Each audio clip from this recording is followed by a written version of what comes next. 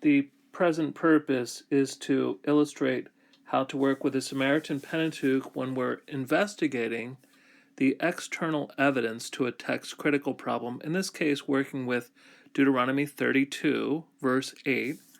And of course, the Samaritan Pentateuch evidence is listed in the Biblia Hebraica apparatus. However, doing some work with the context itself can also reveal some things to us, and so this illustrates how to go about that. Here's a page from a critical edition of the Samaritan Pentateuch. This is available online, and so it's easy to have access to. So the main text is laid out, and just like the BHQ, it is divided between A lines and B lines as it follows the manuscript. Then there's the next thing we'll take note of is the sources of the critical text are listed sort of as a footnote here. Then following this are three apparatuses below the text. So our main focus here is actually just going to be on using the critical reconstructed text itself. Now in Deuteronomy 32:8, we look at a recent English translation of the Samaritan Pentateuch, and we find that the first three lines, and actually all of it, agrees pretty closely with the Masoretic tradition, here focused on when the Most High divided up the nations. And again, this reflects really a poetical version of the story we find in Genesis chapter 11. Then here's the key focus, according to the number of Bnei Israel, that is, according to the number of the sons of Israel.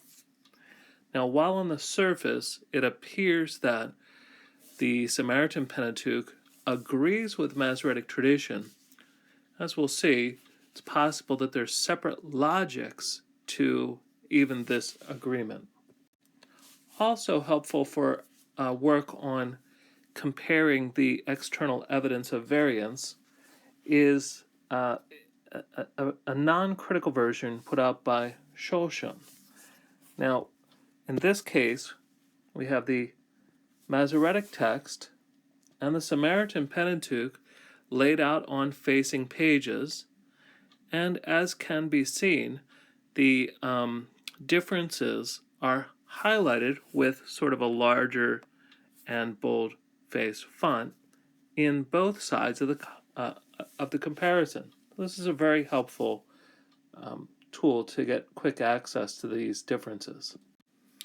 And we take a look at this comparison. The only difference in Deuteronomy 32:8 between the Samaritan Pentateuch and the Masoretic tradition is the plane spelling of the word borders. Whereas the question of according to the number of the sons of Israel, that's the same in both traditions. The English translation of the Samaritan Pentateuch, it's also not really a critical edition, but it is very accessible. And there's a marginal note at Deuteronomy 32:8, and there's other kinds of notes throughout the text. In this case, the editor is suggesting that the other nations are 12 in number, and points out that in Genesis 15, the Samaritan Pentateuch, which he calls the Israelite Samaritan version, the Samaritan Pentateuch offers 12 nations like the number of the tribe of Israel. So here he's pointing to a different text variant in Genesis 15, where the Samaritan Pentateuch has a list with 12 in number to corroborate supposedly the tradition in Deuteronomy 32:8 that the other nations are divided up according to the number of the sons of Israel. And as we'll see, this is somewhat different than what's going on perhaps in the Masoretic tradition. Here's a translation of Targum Neofiti, and the pluses in this tradition are marked with italics. And so what we're interested in here is he set up the boundaries for the nations according to the number of the tribes of the sons of Israel. So that is, Neophiti takes that this is 12 nations that the Lord languaged apart according to the number of the tribes of the sons of Israel. So it appears here in this plus of Targum Neophiti agrees with tradition referred to relative to the Samaritan Pentateuch. And the Lord's revealing his will to Abraham in Genesis 15. In the Masoretic tradition, there's actually only a list of 10 nations that inhabit the land that the Lord is granting to Abraham and his descendants. And here's a text note to the BHQ of Genesis chapter 15, verse 21.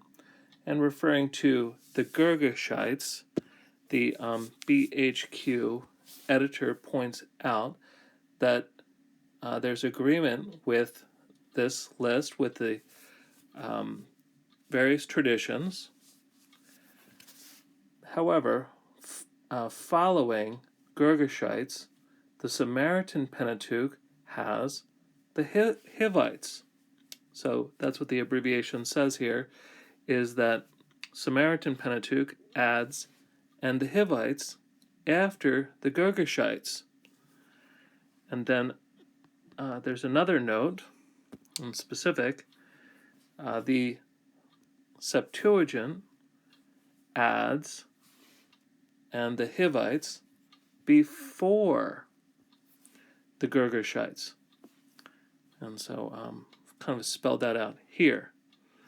Now in both cases, the editor of the BHQ suggests that this is to harmonize the list of nations in the land that God's promising to Abraham with the list that's found in Exodus 3:8.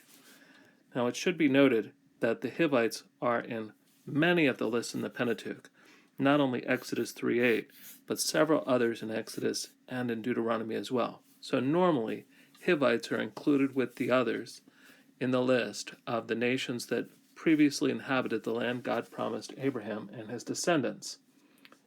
So we can see that the point that the editor is getting at here is that the Septuagint and the Samaritan Pentateuch perhaps added and the Hivites in order to cause this list to agree with the other lists in the Pentateuch. To summarize the BHQ note, here's an English translation of the MT, and relative to the Girgashites, the Septuagint adds Hivites before Girgashites, and the Samaritan Pentateuch adds Hivites after the Girgashites. And in both cases, according to the BHQ, this is to help this list to agree with other lists in the Pentateuch. And here I've just laid out from the critical text. Here's in the Samaritan Pentateuch, this is the addition, the Hivites in the list. And here in the critical edition of the Septuagint, there is this plus. So again, in the estimation of the BHQ editor, these are pluses, and perhaps even this harmonistic plus evidence for it being a plus is that the plus is put in different places in these two ancient witnesses. In sum, there's a few observations to make based upon this investigation of external evidence focused on the Samaritan Pentateuch of Deuteronomy 32:8. Now, it's a principle that the shorter text is more likely original. It's not always the case. There can be abbreviations or accidental omissions, but in general, the shorter text, our starting point by default, would be that it's probably more original.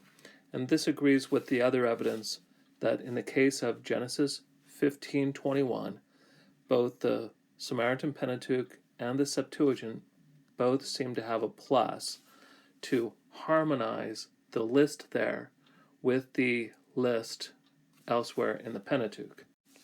And this is essentially the judgment given by the BHQ apparatus, is that the MT version of Genesis 15:21 is likely more original.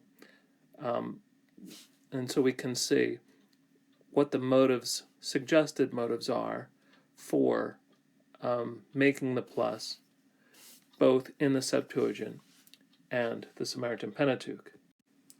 So it seems that the marginal note in the English translation of the Septuagint is perhaps maybe needs some adjustment. There does seem to be more of a harmonistic sort of situation between the nations according to the number of the sons of Israel in Deuteronomy 32:8. However, even though it's only 11 nations in Genesis 15:21, presumably the Hebrews were the 12th nation. I'm not sure. But this seems to be probably a secondary or unintended harmonistic outcome.